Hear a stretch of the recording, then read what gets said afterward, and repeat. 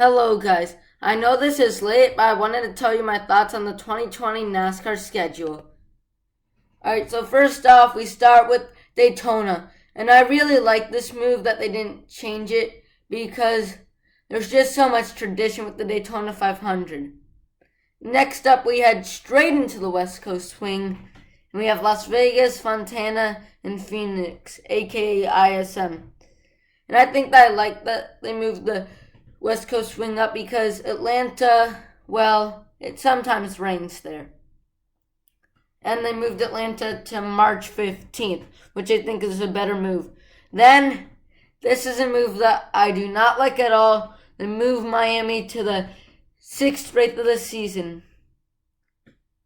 And I don't like this move because Miami loses its value, so many fans might not come to this race.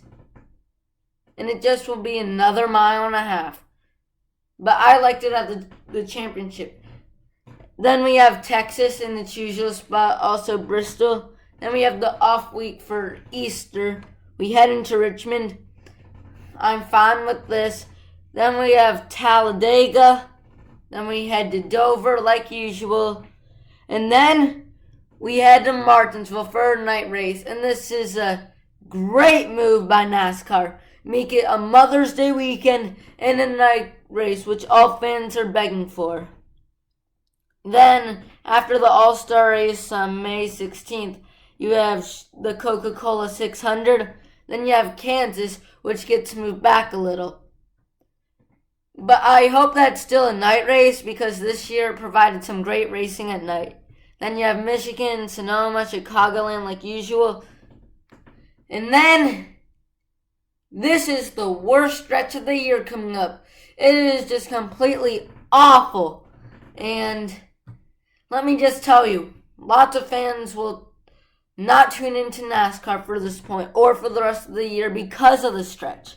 So first off, you have a doubleheader at Pocono. One race on Saturday and then one race at Sunday, which is a long, flat track racing and not that much excitement. Next week, you head to Indianapolis, which produces the same type of racing. Boring. Kentucky, well, many people call it the worst mile and a half.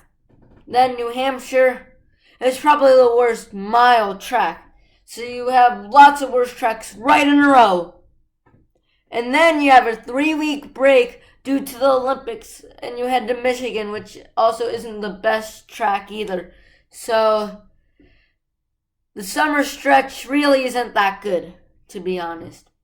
Then you head to Watkins Glen, and then you go to Dover, which had been moved out of the playoffs, which I actually like that idea, because Dover doesn't have the best racing, but it doesn't have the worst racing either. Also, I forgot to touch on this, but Indianapolis replaced the July 4th race of Daytona, just probably to give it more meaning, but I don't really like that move. Yeah, instead Daytona got moved to late August, but that's hurricane season. But it is the regular season finale, because usually when it's the 4th of July weekend, lots of underfunded teams are trying to win to try to get into the playoffs. So I sort of like the move, but at the same time I sort of don't because it loses its 4th of July date. Now for the round of 16, best round of the playoffs in my opinion. So you go to Darlington, have the throwback race, amazing. And then you go to 2 short tracks, Richmond and then Bristol, which I'm pretty sure are both night races. Wait, I'm pretty sure that the whole round is night races. And then also Las Vegas, I'm pretty sure would be a night race too, because of the heat. Yeah. Then you got Talladega, which always produces great racing. Then the Charlotte Roval. And that should be interesting. Instead of being the round of 16 cutoff, it's the round of 12 cutoff, which I like better personally. Then you head to Kansas and Texas, which are meh tracks. And then you head to Martinsville. And I like that they moved it to the end of the round because, well, you already know the situation that you're in. You're going to have to win.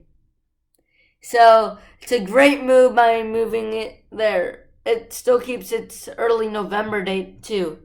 And the championship 4 race is at ISM, which personally, like I said earlier, I'd rather have Miami in there because it produces better racing, has more lines. But we'll see how Phoenix Championship will be like. We haven't really seen a championship be raced there, so we don't really know how hard drivers would race. Although it is originally a week before the championship, so maybe it won't be the best, but we'll see. So that's my review. Tell me what changes you like and don't like, and I'll see you next time.